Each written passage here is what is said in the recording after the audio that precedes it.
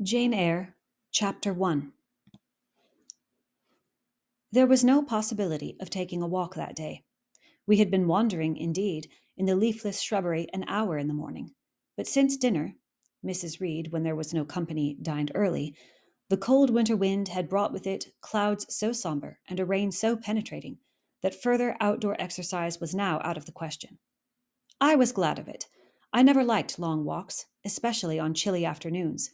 Dreadful to me was the coming home in the raw twilight with nipped fingers and toes, and a heart saddened by the chidings of Bessie, the nurse, and humbled by the consciousness of my physical inferiority to Eliza, John, and Georgiana Reed. The said Eliza, John, and Georgiana were now clustered round their mamma in the drawing-room. She lay reclined on a sofa by the fireside, and with her darlings about her, for the time neither quarrelling nor crying, looked perfectly happy.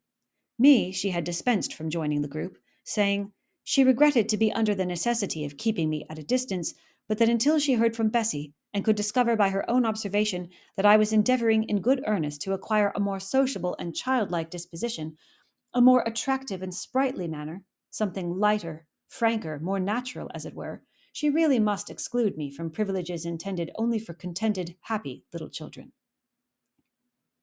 "What does Bessie say I have done?" I asked. "Jane, I don't like cavaliers or questioners.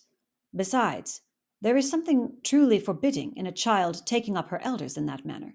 Be seated somewhere, and until you can speak pleasantly, remain silent." A breakfast room adjoined the drawing room. I slipped in there. It contained a bookcase.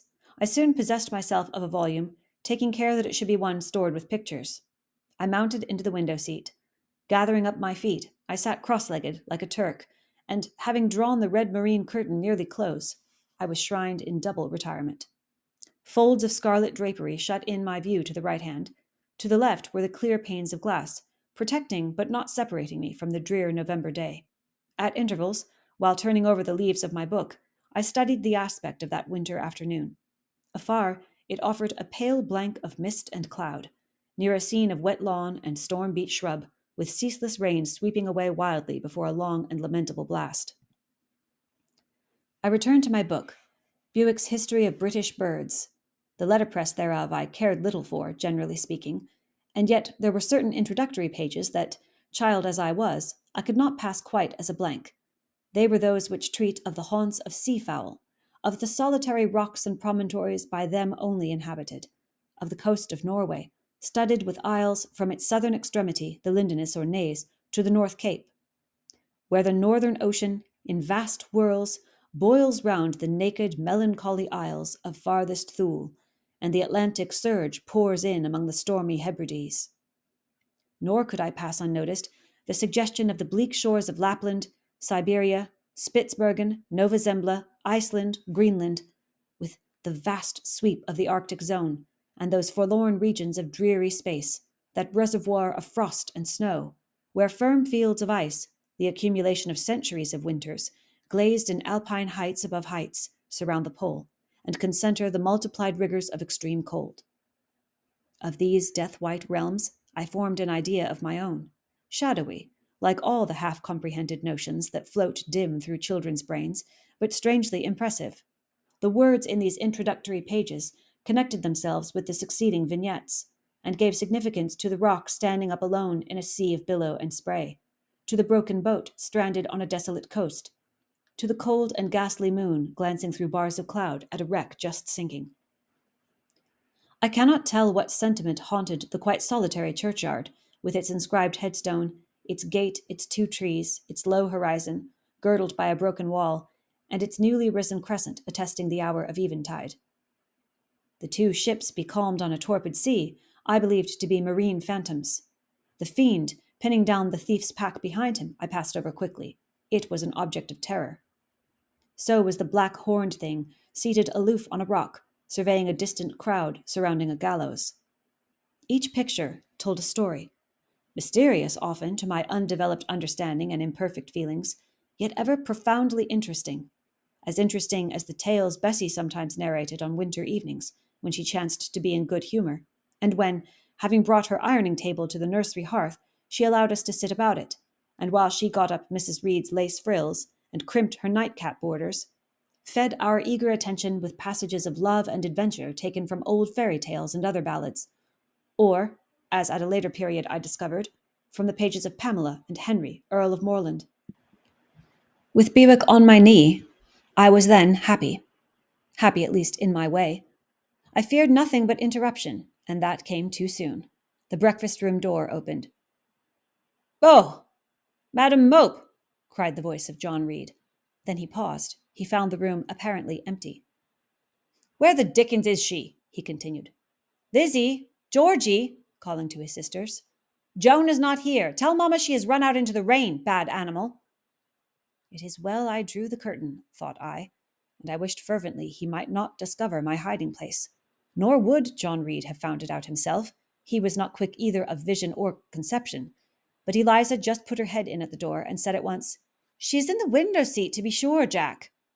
And I came out immediately, for I trembled at the idea of being dragged forth by the said Jack. "What do you want?" I asked, with awkward diffidence. "Say, what do you want, Master Reed?" was the answer. "I want you to come here." And seating himself in an armchair, he intimated by a gesture that I was to approach and stand before him. John Reed was a schoolboy of 14 years old, 4 years older than I, for I was but 10. Large and stout for his age, with a dingy and unwholesome skin, thick lineaments and a spacious visage, heavy limbs and large extremities. He gorged himself habitually at table, which made him bilious, and gave him a dim and bleared eye and flabby cheeks. He ought now to have been at school, but his mamma had taken him home for a month or two, on account of his delicate health. Mr. Miles, the master, affirmed that he would do very well if he had fewer cakes and sweetmeats sent him from home, but the mother's heart turned from an opinion so harsh, and inclined rather to the more refined idea that John's sallowness was owing to over-application and perhaps to pining after home. John had not much affection for his mother and sisters, and an antipathy to me. He bullied and punished me, not 2 or 3 times in the week, nor once or twice in the day, but continually. Every nerve I had feared him, and every morsel of flesh in my bones shrank when he came near. There were moments when I was bewildered by the terror he inspired, because I had no appeal whatever against either his menaces or his inflictions. The servants did not like to offend their young master by taking my part against him, and Mrs. Reed was blind and deaf on the subject. She never saw him strike or heard him abuse me, though he did both now and then in her very presence, more frequently, however, behind her back. Habitually obedient to John, I came up to his chair. He spent some 3 minutes in thrusting out his tongue at me as far as he could without damaging the roots. I knew he would soon strike, and while dreading the blow, I mused on the disgusting and ugly appearance of him who would presently deal it. I wonder if he read that notion in my face, for, all at once, without speaking, he struck suddenly and strongly. I tottered, and on regaining my equilibrium, retired back a step or 2 from his chair. "That is for your impudence in answering mamma a while since," said he, "and for your sneaking way of getting behind curtains, and for the look you had in your eyes 2 minutes since, you rat." Accustomed to John Reed's abuse, I never had an idea of replying to it. My care was how to endure the blow which would certainly follow the insult. "What were you doing behind the curtain?" he asked. "I was reading." "Show the book." I returned to the window and fetched it thence. "You have no business to take our books. You are a dependent, mamma says. You have no money. Your father left you none. You ought to beg, and not to live here with gentlemen's children like us, and eat the same meals we do, and wear clothes at our mamma's expense. Now I'll teach you to rummage my bookshelves, for they are mine. All the house belongs to me, or will do in a few years. Go and stand by the door, out of the way of the mirror and the windows." I did so, not at first aware what was his intention, but when I saw him lift and poise the book, and stand in act to hurl it, I instinctively started aside with a cry of alarm. Not soon enough, however. The volume was flung, it hit me, and I fell, striking my head against the door and cutting it. The cut bled. The pain was sharp. My terror had passed its climax. Other feelings succeeded. "Wicked and cruel boy," I said. "You are like a murderer. You are like a slave driver. You are like the Roman emperors." I had read Goldsmith's History of Rome, and had formed my opinion of Nero, Caligula, etc. Also, I had drawn parallels in silence, which I never thought thus to have declared aloud. "What? What?" he cried. "Did she say that to me? Did you hear her, Eliza and Georgiana? Won't I tell Mamma? But first—" He ran headlong at me. I felt him grasp my hair and my shoulder. He had closed with a desperate thing. I really saw in him a tyrant, a murderer. I felt a drop or two of blood from my head trickle down my neck, and was sensible of somewhat pungent suffering. These sensations for the time predominated over fear, and I received him in frantic sort. I don't very well know what I did with my hands, but he called me "Rat! Rat!" and bellowed out aloud. Aid was near him. Eliza and Georgiana had run for Mrs. Reed, who was gone upstairs. She now came upon the scene, followed by Bessie and her maid Abbott. We were parted. I heard the words, "Dear, dear! What a fury to fly at Master John! Did ever anybody see such a picture of passion?" Then Mrs. Reed subjoined, "Take her away to the Red Room and lock her in there." 4 hands were immediately laid upon me, and I was borne upstairs.